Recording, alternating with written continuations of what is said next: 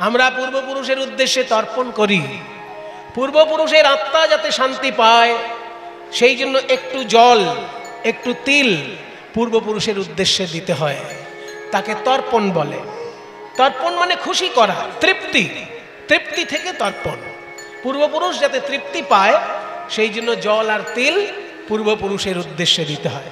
মহারাজ হাতে জল নিন আর তিল নিন, বলুন এতৎ তিলোদকম পিতৃভ্যো স্বধা।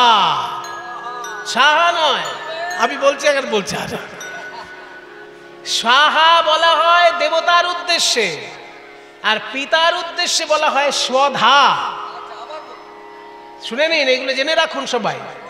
যখন পিতার উদ্দেশ্যে জল দেবেন তখন বলতে হবে স্বধা, দন্তেশ্বয় বফল ধয়াকার, ধ ধ। অগ্নি দেবতার দুই স্ত্রী, একজনের নাম স্বাহা, একজনের নাম স্বধা। ওই জন্য চণ্ডীতে বলেছে না, স্বাহা স্বধা নমস্তুতে। স্বাহা তিনিও অগ্নির স্ত্রী আর স্বধা তিনিও অগ্নির স্ত্রী। স্বাহা বলতে হয় যখন দেবতার উদ্দেশ্যে ঘৃতাহুতি দিতে হয়। যজ্ঞে যখন দেবতার উদ্দেশ্যে ঘৃতাহুতি দেওয়া হয়, ওম অগ্নিমিলে পুরোহিতম যজ্ঞস্য দেবম ঋত্বিজম হোতারম রত্নধাতমম ওম অগ্নয়ে স্বাহা ইদম অগ্নয়ে। এটা দেবতার উদ্দেশ্যে যখন হয়, দেবতার উদ্দেশ্যে যখন ঘৃতাহুতি দেওয়া হয় যজ্ঞ কুণ্ডে, সেটাকে বলতে হয় স্বাহা, দন্তেশ্বয় বফলা আকার হয়াকার স্বাহা। আর পিতার উদ্দেশ্যে যখন জল তিল দিতে হয় সেটাকে বলা হয় পিতৃভ্যো স্বধা, দন্তেশ্বয় বফলা ধয়াকার স্বধা। আরো আশ্চর্য গোপন কথা একটা বলে রাখি, এই স্বধা শব্দটাই ইরানে একটু ঘুরে ফিরে খোদা শব্দটা উচ্চারিত হয়েছে। মুসলমানরা যে আল্লাহর উদ্দেশ্যে খোদা বলে না, ওই খোদাটা কিন্তু আরবি শব্দ নয়, ইরানি শব্দ, পার্সি শব্দ। পার্সি মানে ইরানি। ইরানের ভাষাকে পার্সি ভাষা বলা হয়। পার্সি ভাষা আসলে সংস্কৃত ভাষা। পার্সি ভাষার মূল যদি খুঁজতে চান তাহলে বৈদিক সাহিত্যের সঙ্গে মিলে যায়। পার্সি ভাষার শব্দগুলো বৈদিক সাহিত্যের, সেই জন্য স্বধা মানে পিতা, তারা আল্লাহকে পিতা হিসেবে চিন্তা করে খোদা বলছে। আসলে ওটা সংস্কৃত থেকে এসেছে। স্বধা সেটাই ইরানে পার্সি ভাষায় খোদা হয়ে গেছে। আল্লাহ এবং খোদা একই বস্তু, একই ঈশ্বর মুসলমানদের কাছে। আল্লাহ শব্দটা আরবি, খোদা শব্দটা পার্সি। আল্লাহ শব্দটা সৌদি আরবের আর খোদা শব্দটা ইরানের। আর ইরান কিন্তু মূলত বৈদিক সাহিত্যের দেশ। ইরানের মূল ভাষা বেদের ভাষার সঙ্গে এক। এইগুলো জেনে রাখা দরকার প্রত্যেকটি মানুষের, যে খোদা শব্দটা কিন্তু বেদের থেকে এসেছে। বেদে ভগবানকে খোদা বলা হয়েছে, স্বধা বলা হয়েছে। পিতার উদ্দেশ্যে যখন স্বধা শব্দটা উচ্চারণ করা হয়, সেই স্বধা থেকে খোদা শব্দটা ইরানে উৎপন্ন হয়েছে। ঘুরে ফিরে তারা কিন্তু বেদের কথাই মানছে, অথচ বেদ বিরোধিতা করছেন অনেকে ভুল করে। সেই জন্য আমাদের বড় অহংকার।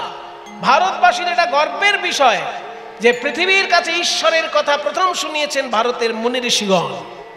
কারণ ইসলাম ধর্মের কোরআন ১৫০০ বছরের বেশি পুরনো নয়, খ্রিস্টানদের বাইবেল ২০০০ বছরের বেশি পুরনো নয়, বৌদ্ধদের ত্রিপিটক ২৫০০ বছরের বেশি পুরনো নয়, কিন্তু বেদ বেদান্ত আরো হাজার হাজার বছর প্রাচীন মুনি ঋষির সাহিত্য।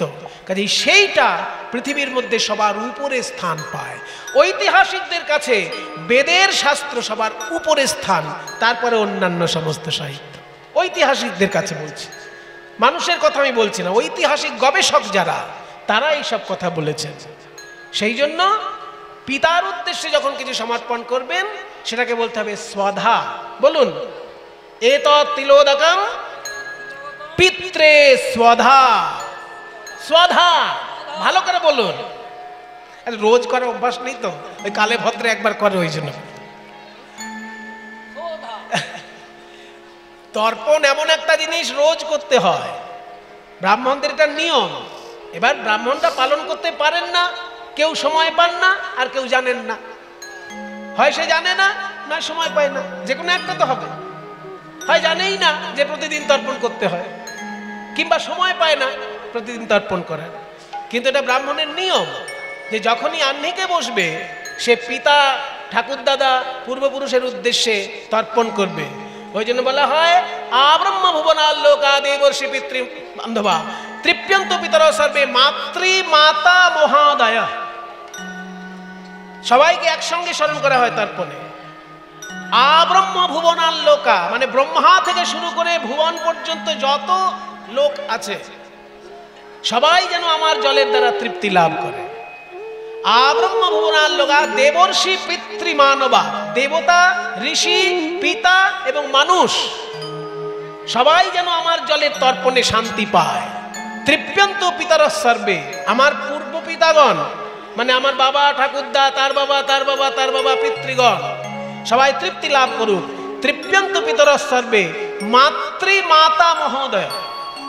এখানে মায়ের দিকটাও টেনে নেওয়া হলো যে মায়ের বাবা, তার বাবা, তার বাবা, তার বাবা, তারাও যেন আমার এই জলের দ্বারা তৃপ্তি লাভ করে। মাতৃ মাতা মহাদয়, এই হচ্ছে তর্পণের মূল মন্ত্র।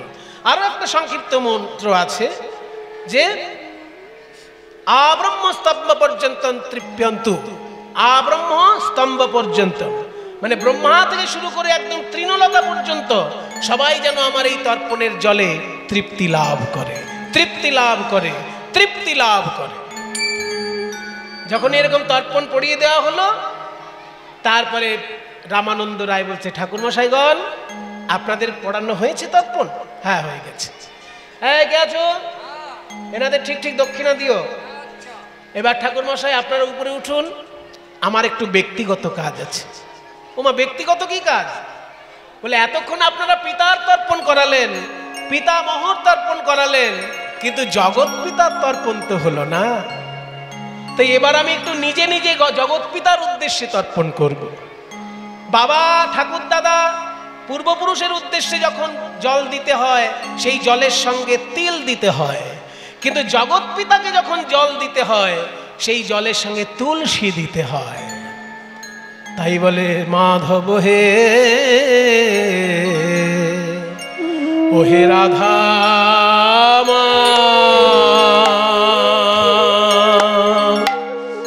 ও মাধব হে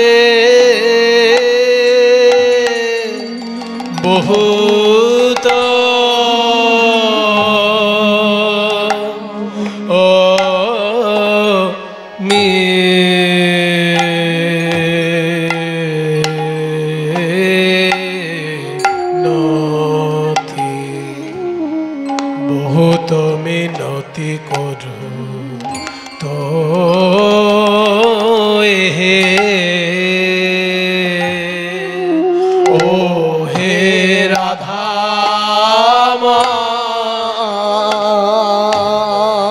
রাধা মাধব হে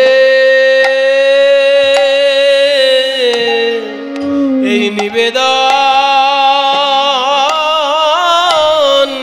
তব পায় হে ও হে রাধা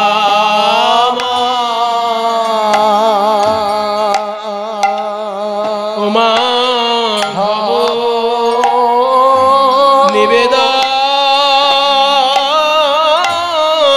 তব পায় হে আমি ওই চরণে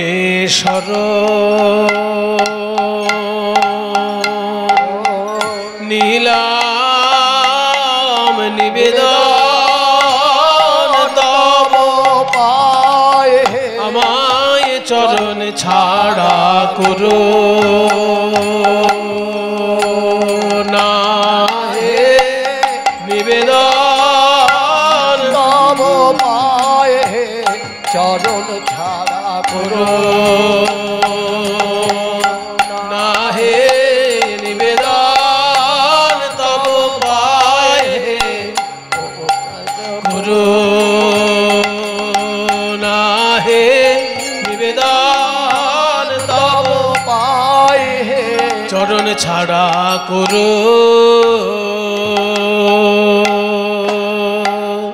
করুণা হে নিবেদন তব পায় হে ওহে রাধা মাধব হে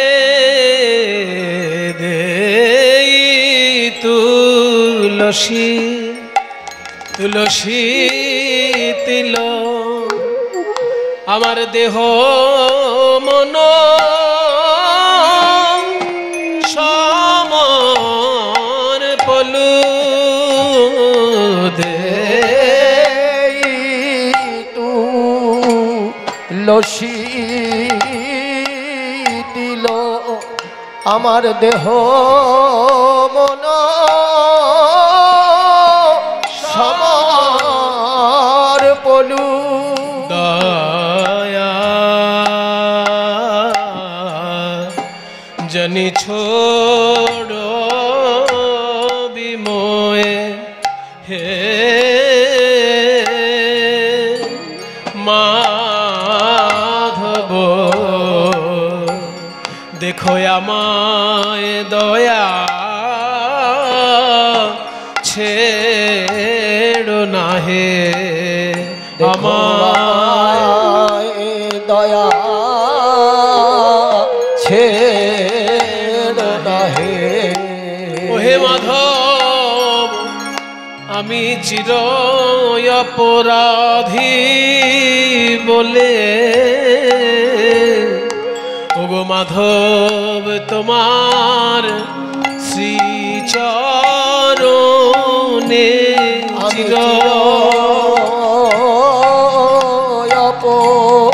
অপরাধী বলে তোমার শ্রীচরণ আমি চির অপরাধী ওহে মাধব গৌর হরি তোমার শ্রীচরণে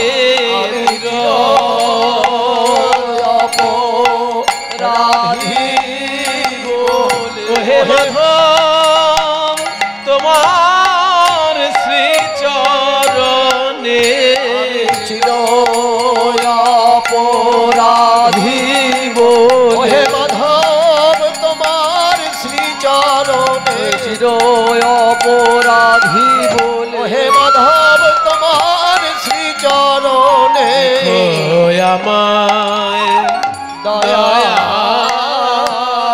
ছেড়ো না হে ওই দেখ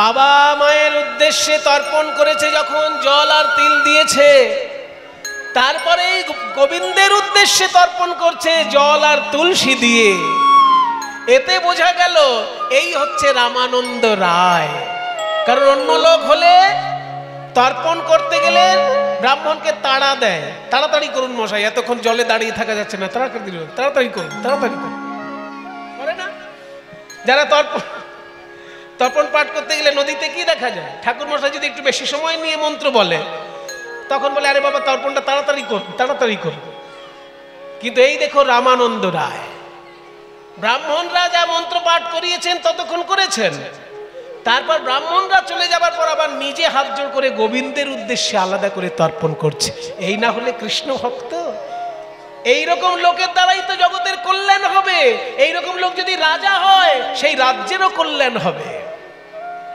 ওই দেখ কি বলছে গণাইতে দোষ গুণ লেশ না পাওবি জব তুহু করবি বিচার তুহু জগন্নাথ জগতে কহায় সি জগ বাহির নহ মুই ছাড়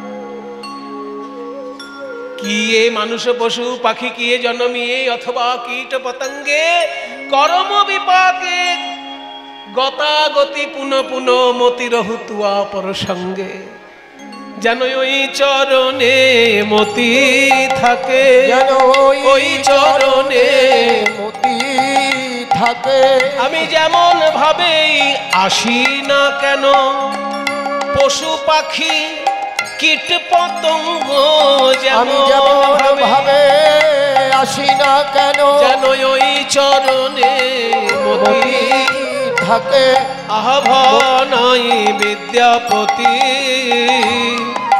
অতিশয় কাতর ধরাইতে ইহ ভব সিন্ধু তুয়া পদ পল্লব করু অবলম্বন হে মাধব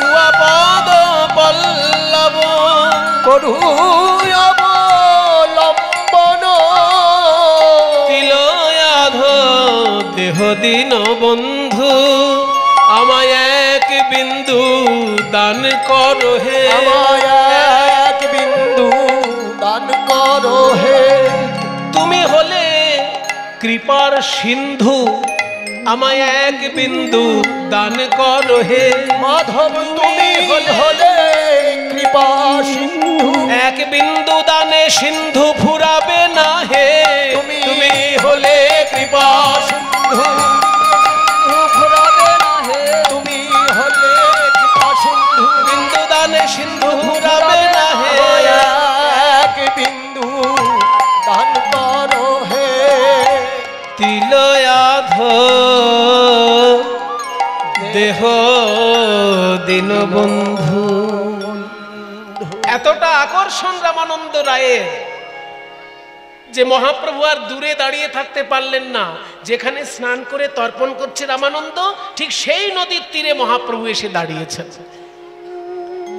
আর যেই রামানন্দ রায় নদী তীরে ওঠার জন্য ঘুরেছে, অমনি মহাপ্রভুর মুখমণ্ডল পানে চেয়ে দেখছে যে না 100টা সূর্য একসঙ্গে উদয় হয়েছে। সূর্য শত সমকান্তি অরুণ বস কে কে কে তুমি? দেহ কমল সুবলিত প্রকাণ্ড দেহ কমল কমল একবার ছবিটা ভাবুন আপনারা।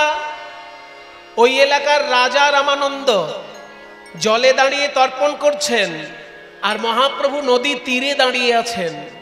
জল থেকে নদী তীরে ওঠার জন্য রাজা যখন তাকিয়েছে মহাপ্রভুর দিকে, মহাপ্রভুর গা থেকে এত জ্যোতি বেরোচ্ছে, মনে হচ্ছে 100টা সূর্যের জ্যোতি। চৈতন্য চরিতামৃত বলছে সূর্য শত সমকান্তি, সূর্য শত।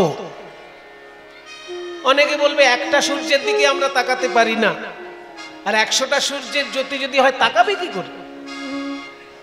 এখানে উত্তর দেওয়া হয়েছে সূর্যের দিকে আমরা তাকাতে পারি না, কারণ সূর্যের জ্যোতির সঙ্গে সূর্যের তাপও আছে, ভয়ঙ্কর তাপ। কিন্তু মহাপ্রভুর অঙ্গে যে জ্যোতি, সে তো ব্রহ্মজ্যোতি। সেখানে জ্যোতি আছে কিন্তু তাপ নেই। তাই রাজা এক মনে মহাপ্রভুর দিকে তাকিয়ে অবাক হয়ে গেল, এইরকম অসম্ভব জ্যোতিযুক্ত মহাপুরুষ কেই নেই। আস্তে আস্তে মহাপ্রভু তার জ্যোতি গুটিয়ে নিলেন। রামানন্দ যখন ধীরে ধীরে এগিয়ে এলো মহাপ্রভুর সামনে, মহাপ্রভু বলছে তুমি কি রামানন্দ? প্রভু কহে কহ কহ তুমি কি রামানন্দ? রায় কহে সেই আমি, দাস শূদ্র মন্দ। চৈতন্য চরিতামৃতে কি সুন্দর বলছে দেখো। মহাপ্রভু জিজ্ঞাসা করেছে একটা প্রশ্ন, আর রামানন্দ উত্তর দিচ্ছে 3টে। মহাপ্রভু বলছেন তুমি কি রামানন্দ? শুধু এইটুকু বললে তো মিটে যেত, হ্যাঁ আমি রামানন্দ। কিন্তু না, রামানন্দ উত্তরটা কি দিল? যে নামের লোককে আপনি খোঁজ করছেন আমি সেই নামের লোক, কিন্তু আমার বৈশিষ্ট্যগুলো আপনি শুনে রাখুন। আমার যে বৈশিষ্ট্য সেগুলোও বলে দিলেন একবারে। যে রায় কহে সেই আমি, মানে হ্যাঁ আমিই রামানন্দ, কিন্তু আমি কে না দাস শূদ্র মন্দ। আমি আপনার মতন সন্ন্যাসীদের চরণের দাস, জাতিতে আমি শূদ্র আর স্বভাবে আমি মন্দ। তো যখনই এইরকম বলেছে দাস শূদ্র মন্দ, অমনি মহাপ্রভু মুচকি হাসছেন, হেসে বলছে অত দীনতা আমার কাছে প্রকাশ করো না রামানন্দ। তুমি আমার দাস কি করে হবে? তুমি কৃষ্ণ কথা বলবে, আমি শুনতে এসেছি, তাহলে কে বড় আর কে ছোট? আমিই তো তোমার কাছে ছোট, কারণ তুমি বলবে আর আমি শুনবো।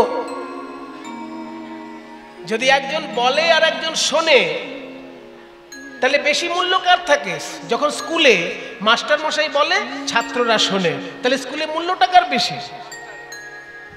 মাস্টারের বেশি মূল্যটা নয়, তিনি বেশি জানেন, ছাত্রের থেকে তো বেশি জানেন, তাই ছাত্রকে তিনি বলছেন। তাহলে শিক্ষক আর ছাত্রের কাছে যদি বড় ছোট ঠিক করা হয়, বড়টা শিক্ষকই হবে, কারণ সে বেশি জানে তাই বলছে, আর ছাত্র কম জানে তাই শুনছে। তাহলে তুমি কৃষ্ণ কথা বলবে, তুমি হচ্ছে বক্তা, আমি হলাম শ্রোতা, তাহলে আমার দাস তুমি কি করে হবে? আমি তোমার থেকে ছোট, এটা আমি মেনে নিতে পারি। আর তারপর বলে শূদ্র, শূদ্রের যে কাজ তোমার সঙ্গে তো সেই কাজ মিলছে না। এমনি শাস্ত্রে আমরা কি দেখি? ব্রাহ্মণের 6টি কাজ। ব্রাহ্মণের কাজ হচ্ছে অধ্যাপনম অধ্যয়নম যজনম যাজনম তথা দান প্রতিগ্রহং চৈব সর্বিধং ব্রহ্মকর্মাণি। বলছে ব্রাহ্মণের 6টি কাজ। অধ্যাপন মানে পড়ানো, অধ্যয়নম নিজে পড়া, নিজে পড়বে, বেদ পাঠ করবে এবং বেদ শিক্ষা দেবে, এটা প্রথম দুটো। তারপর হচ্ছে নিজে পুজো করবে এবং পুজো শিখিয়ে দেবে বা পুজো করিয়ে দেবে। দান গ্রহণ করবে এবং দান করবে, এই 6টি হচ্ছে ব্রাহ্মণের বৈশিষ্ট্য। ক্ষত্রিয়ের বৈশিষ্ট্য কি? সে শাসন করবে। বৈশ্যের বৈশিষ্ট্য কি? সে ব্যবসা বাণিজ্য চাষবাস করবে। শূদ্রের বৈশিষ্ট্য কি? সমাজে বাকি যতগুলো কাজ থাকলো সেগুলো সব তারা করবে। মোটামুটি বর্ণাশ্রম ধর্মের এই বৈশিষ্ট্য। তা তুমি তো কাজ করছো, রাজার কাজ করছো, তুমি এই এলাকার রাজা, মানে তুমি তো রাজার কাজ করছো, আর রাজার কাজ তো ক্ষত্রিয়ের কাজ। তাহলে তুমি শূদ্র নিজেকে বললে কি করে?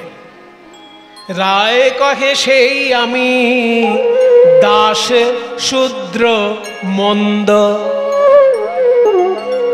আমার প্রথম পরিচয় আপনার মতো সন্ন্যাসীর দাস আমি, দ্বিতীয় পরিচয় জাতিতে শূদ্র। তাহলে আমি মানলাম না, শূদ্র কথাটা কেটে দিলাম, কারণ শূদ্রের কাজ তুমি করছো না, তুমি রাজার কাজ করছো, আর রাজার কাজ হচ্ছে ক্ষত্রিয়ের কাজ। আর যে বলছো মন্দ, মন্দ মানুষ কখনো কৃষ্ণ তত্ত্ব জানতে পারে? যার হৃদয়টা মন্দ থাকবে সে কৃষ্ণ রসে রসায়িত হবে কি করে? মুখে হয়তো সে অনেক বুলি আওড়াতে পারে, কিন্তু শুদ্ধ ভক্তি তো তার হৃদয়ে থাকবে না। মুখে বুলি আওড়ে দিতে পারে। ওই যে বলছে না রূপ গোস্বামী পাদ, যে ভক্তি মুক্তি স্পৃহা যাবৎ পিশাচির হৃদি বর্ততে তাবৎ কৃষ্ণ সুখস্যাস্য কথামভ্যুদয় ভবেৎ। বলছে যার হৃদয়ে ভোগ বাসনা রূপী পিশাচি বাস করবে, যার হৃদয়ে ভোগ বাসনা রূপী রাক্ষসী বাস করবে, সে কৃষ্ণ ভক্তির সুখ পাবে কি করে? তার হৃদয়ে কৃষ্ণ ভক্তির সুখ আসতেই পারে না। আর সেই কৃষ্ণ ভক্ত যেহেতু তুমি কখনো মন্দ লোক হতেই পারো না। তুমি এখন ঘরে যাও, কারণ তোমার আশেপাশে যারা আছে তারা তোমাকে দেখে অবাক হচ্ছে। তুমি এইভাবে চোখের জলে ভাসছো। একজন রাজা যদি একজন সন্ন্যাসীকে দেখে ক্রন্দন করে, সাধারণ লোকের কাছে সেটা আশ্চর্য লাগে। তো তুমি আমাকে দেখে কাঁদছো বলে তোমার পাত্রমিত্র পারিষদ তারা ভাবছে রাজা কি পাগল হয়ে গেল, এইরকম সন্ন্যাসীকে দেখে কাঁদছে। আর আমাকে দেখে ভাবছে আমি সন্ন্যাসী মানুষ, রাজা স্পর্শ করা আমার পাপ। সন্ন্যাসীদের কিন্তু রাজা স্পর্শ করা পাপ, কিন্তু যেহেতু রামানন্দ কৃষ্ণ ভক্ত তাই মহাপ্রভু তাকে বুকে জড়িয়ে ধরছে। তো বলছে সন্ন্যাসীর তো রাজাকে স্পর্শ করাই পাপ, আর ইনি তো দেখছি রামানন্দকে বুকে জড়িয়ে ধরে কাঁদছেন, কি করে হলো? এই তো সন্ন্যাসী দেখি পরম গম্ভীর, এই তো সন্ন্যাসী দেখি তেজ ব্রহ্ম সম, শূদ্র আলিঙ্গিয়া কেন করেন ক্রন্দন। আবার রাজা সম্পর্কে বলছে, এই রাজা হয় মহাপণ্ডিত পরম গম্ভীর, সন্ন্যাসী দর্শনে কেন হইল অস্থির। কাজেই তুমি যে আমাকে ভালোবাসছো, তোমার পাত্রমিত্র পারিষদ এরা বুঝতে পারছে না। তুমি এখন বাড়ি যাও, সন্ধ্যাবেলায় আমার কাছে আসবে, তোমার কাছে আমি কৃষ্ণ তত্ত্ব শুনব। এই যে রামানন্দকে মহাপ্রভু দেখে মহাপ্রভু ক্রন্দন করছেন আনন্দে, কে এই রামানন্দ? এইটা জানার জন্য আমাদের একটু বৃন্দাবনে যেতে হবে। বৃন্দাবনে একদিন রাধারানী শ্রীকৃষ্ণকে কাছে পেয়ে ভাবছেন আমি একটু ভালো করে আলিঙ্গন করি কৃষ্ণকে। যেই না কৃষ্ণকে আলিঙ্গন করতে গেছেন, অমনি ললিতা বাধা দিলেন, রাধে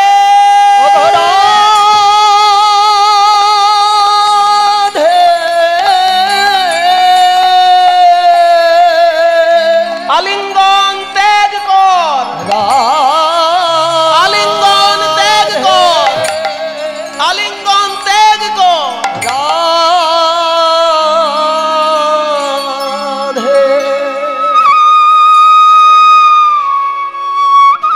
যখনই সখী বাধা দিল, অমনি রাধারানী ক্রোধান্বিত হয়ে উঠলেন। ললিতা, আমি আমার গোবিন্দকে সারাদিন দেখতে পাই না। গোবিন্দ থাকে গোষ্ঠ গোচারণে, আর আমি থাকি দুর্জন গুরুজনের মধ্যে। আমি সারাদিন তাকে দেখতে পাই না, আর আজকে একটু কাছে পেয়ে গোবিন্দকে আলিঙ্গন করছি, তুই বাধা দিলি। তার মানে আমার মনে আনন্দ হোক, এটা তুই চাস না। কৃষ্ণের সঙ্গে আমার মিলনে তুই যখন বাধা দিলি, তোকে আমি অভিশাপ দিলাম, তুই নরকুলে জন্মগ্রহণ কর। ললিতা বলে, ওগো রাধে, আমাকে অভিশাপ দেবার আগে তুই কেন ভেবে দেখলি না আমি কেন তোকে বাধা দিলাম? হ্যাঁ, কেন বাধা দিলি সেটা জিজ্ঞেস কর আগে, আগেই তো অভিশাপ দিয়ে বসলি। হ্যাঁ বল, কেন বাধা দিলি? ওরে রাধে, রসগোল্লা খাওয়া ভালো না রসগোল্লা হওয়া ভালো? আপনারাই বলুন মায়েরা, রসগোল্লা খাওয়া ভালো না রসগোল্লা হয়ে যাওয়া ভালো? আপনি যদি রসগোল্লা হয়ে যান, আপনাকে তো লোকে খেয়ে নেবে, তার থেকে নিজে খেয়ে আনন্দটা পাওয়া ভালো না? সুগার যদি না থাকে, সুগার থাকলে অন্য কথা, কিন্তু যদি আপনার রসগোল্লা খাওয়ার সুযোগ থাকে, তো রসগোল্লা খাওয়া ভালো না হয়ে যাওয়া ভালো? খাওয়াই ভালো। আমি যদি রসগোল্লা হই, অন্য লোকে তো খেয়ে নেবে আমাকে। এই জন্য তোকে বাধা দিয়েছিলাম। তুই বুঝতে পারিসনি রাধে, কৃষ্ণকে তুই যখন গাঢ় আলিঙ্গন করছিস, কৃষ্ণ অঙ্গের সঙ্গে তোর অঙ্গটা মিশে একাকার হয়ে যাচ্ছে। দুটো মোমের পুতুল যদি এক জায়গায় করা হয় আর বাইরে থেকে যদি তাপ দেওয়া হয়, তাহলে কি হবে? মোমের পুতুল দুটো গলে গিয়ে এক জায়গায় হয়ে যাবে না? তেমনি তোর এই বিরহ তাপ এমন ভাবে প্রকাশ পাচ্ছে যে কৃষ্ণকে আলিঙ্গন করতে গিয়ে কৃষ্ণের সঙ্গে তুই মিলেমিশে একাকার হয়ে যাচ্ছিস। কিন্তু যদি তুই কৃষ্ণের সঙ্গে মিশে গিয়ে কৃষ্ণ হয়ে যাস, তাহলে কৃষ্ণের বাঁশি শুনবি কি করে? কৃষ্ণের রূপ দর্শন করবি কি করে? কৃষ্ণের গুণগান গাইবি কি করে? তুই কৃষ্ণ থেকে দূরে আছিস বলেই তো তার বাঁশি শুনতে পাচ্ছিস। তুই কৃষ্ণের সঙ্গে মিশে গেলে তো বাঁশিও শুনতে পাবি না, তাকে দেখতেও পাবি না। ঠিকই বলেছিস ললিতা, আমি যে আমার বধূর সঙ্গে মিশে যাচ্ছিলাম সেটা তো বুঝতে পারিনি। তোরা আমাকে বাধা দিয়ে ভালোই করেছিস। আমি যদি সত্যিই কৃষ্ণের সঙ্গে মিলেমিশে একাকার হয়ে যেতাম, তাহলে তো আমি কৃষ্ণের বাঁশি শুনতে পেতাম না, তার রূপ দেখতে পেতাম না। তাই তোরা আমায় বাধা দিয়ে ভালোই করেছিস। তবে যে আমি তোকে অভিশাপ দিয়ে দিলাম নরকুলে জন্ম হবে, নরকুলে তোর জন্ম হবে, তখন তুই হবি রামানন্দ রায়। আর আমি আমার কৃষ্ণের সঙ্গে মিলিত হয়ে গিয়ে রাধা কৃষ্ণের মিলিত তনু গৌরাঙ্গ রূপে জন্মগ্রহণ করব। ওই গোদাবরী নদী তীরে আমরা দুজন যখন এক জায়গায় হব, তখন আমরা দুজনাই কাঁদব, দুজনাই কাঁদব, কৃষ্ণ কৃষ্ণ কৃষ্ণ বলে দুজনাই কাঁদব, কৃষ্ণ কৃষ্ণ কৃষ্ণ বলে। ওই গোদাবরী তীর আলো করে কৃষ্ণ কৃষ্ণ কৃষ্ণ বলে,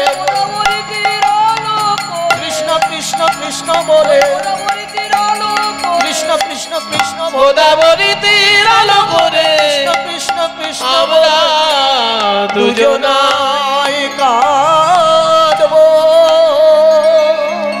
সেই ললিতা সখী কলিযুগে রামানন্দ, বিশাখা সখী কলিযুগে স্বরূপ দামোদর। মহাপ্রভু যখন কৃষ্ণ বিরহের কথা বলতেন, একদিকে স্বরূপ দামোদর, একদিকে রামানন্দ, দুইজনা সান্ত্বনা দিতেন আমার প্রাণ গৌর হরিকে। যদিও মতান্তর আছে, অন্য মতে বিশাখাই রামানন্দ, ললিতা স্বরূপ দামোদর। সেই ললিতা বিশাখাই কলিযুগে স্বরূপ দামোদর রামানন্দ রূপে এসেছে। এদিকে রামানন্দ যখন মহাপ্রভুকে দেখে রাজবাড়িতে ফিরে এসেছে, সারাটা দিন রামানন্দ আর রাজকার্যে মন দিতে পারছে না। কোন রাজনীতির কথাই আজকে তার ভালো লাগছে না, কারণ গৌরাঙ্গ রূপে তার মন হরণ হয়েছে। তাই প্রধানমন্ত্রী বললেন, মহারাজ আপনি বরং এক কাজ করুন, ওই সন্ন্যাসীকে দেখে এসে আপনার আর রাজকার্যে মন নেই, আজকে রাজকার্য আমি সামলে দিচ্ছি, আপনি সন্ন্যাসীর কথা চিন্তা করুন। জানলা দরজা বন্ধ করে রামানন্দ গৌরাঙ্গ মহাপ্রভুর রূপ চিন্তা করছে। কিবা ঢল ঢল কাঁচা অঙ্গের লাবণী, অবনী বহিয়া যায়। কিবা ঢল ঢল কাঁচা অঙ্গের লাবণী, অবনী বহিয়া যায়। তার ঈষৎ হাসির তরঙ্গ হিল্লোলে, ওই শত হাসির তরঙ্গ হিল্লোলে, কত মদন মূর্ছা পায়, কত শত হাসির তরঙ্গ হিল্লোলে, কত মদন মূর্ছা পায়।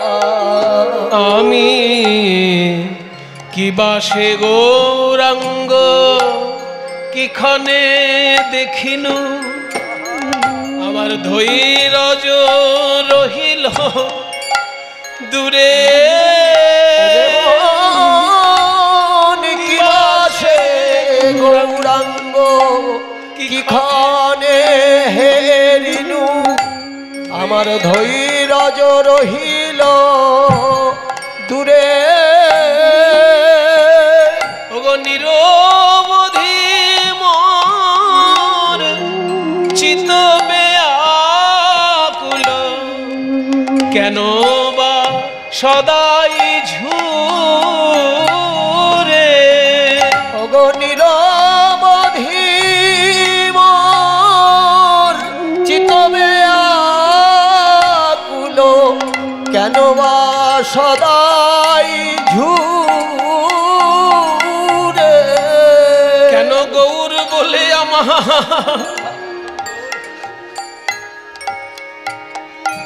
আমার প্রাণ কাঁদে গো, কেন গৌর বলে আমার প্রাণ কাঁদে গো। ওগো হায় হায় আমার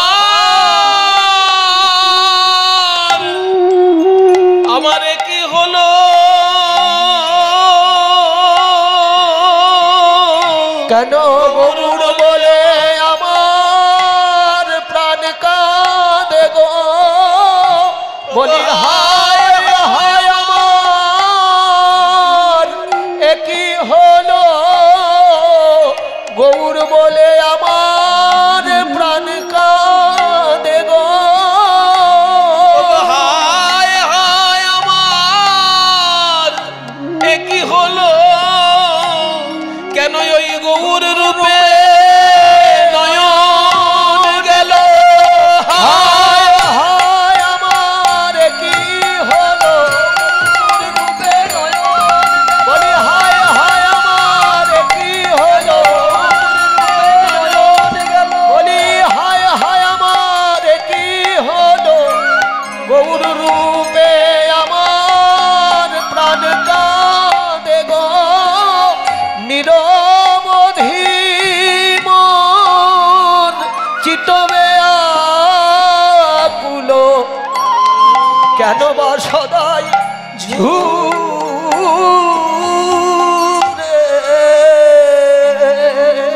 সারাটা দিন জানলা দরজা বন্ধ করে ক্রন্দন করছেন গৌর গৌর গৌর বলে।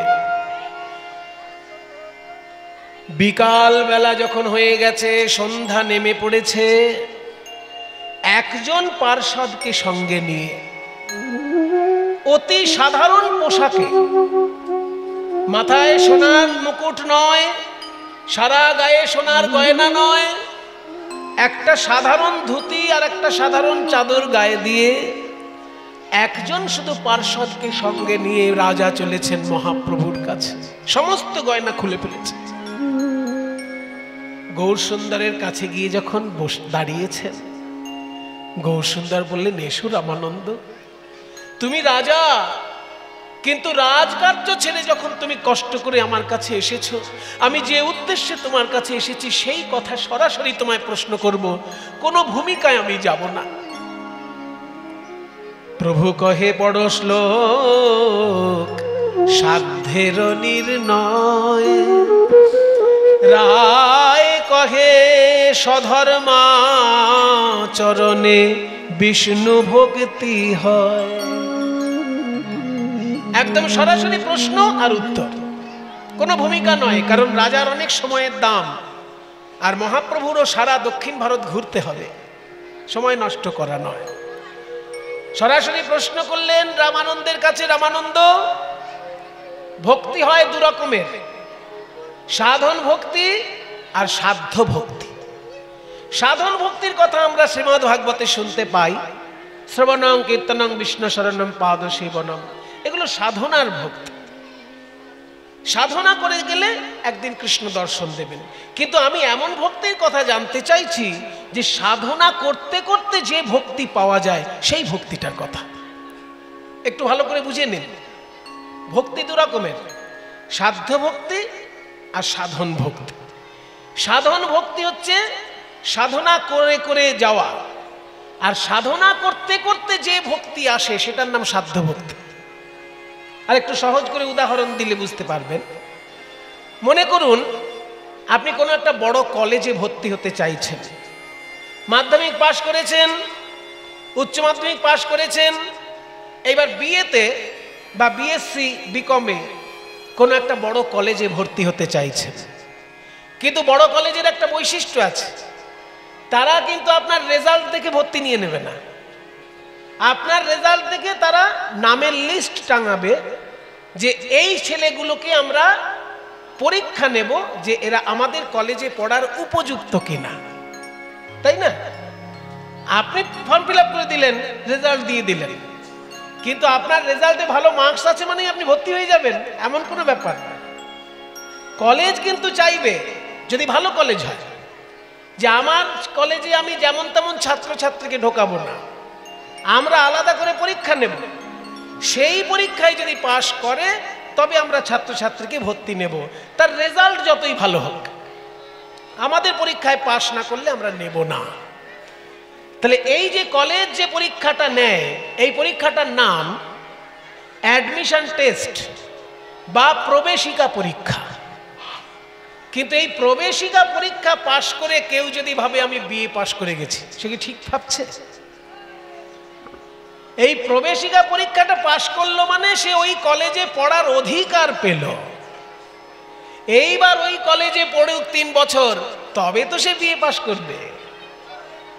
ওই যে কলেজে ভর্তি হওয়ার যে পরীক্ষাটা, এই পরীক্ষাটার নাম হচ্ছে সাধন ভক্তি। আর 3 বছর পড়াশোনা করার পর যে বিএ পরীক্ষার আসল পরীক্ষা যেটা, সেইটা হচ্ছে সাধ্য ভক্তি।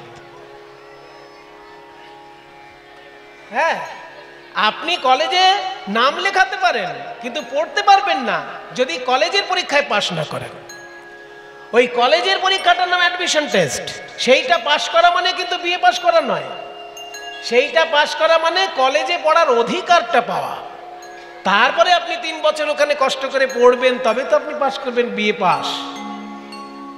ঠিক তেমনি সাধন ভক্তি মানে বৃন্দাবনে প্রবেশ করার সে সুযোগটা পাবে। কিন্তু তারপর যে ভক্তির দ্বারা গোবিন্দ চরণ রাধা চরণ পাবে, সেই ভক্তিটার নাম সাধ্য ভক্তি। ওই সাধ্য ভক্তিটা আমি তোমার কাছে জানতে চাইছি।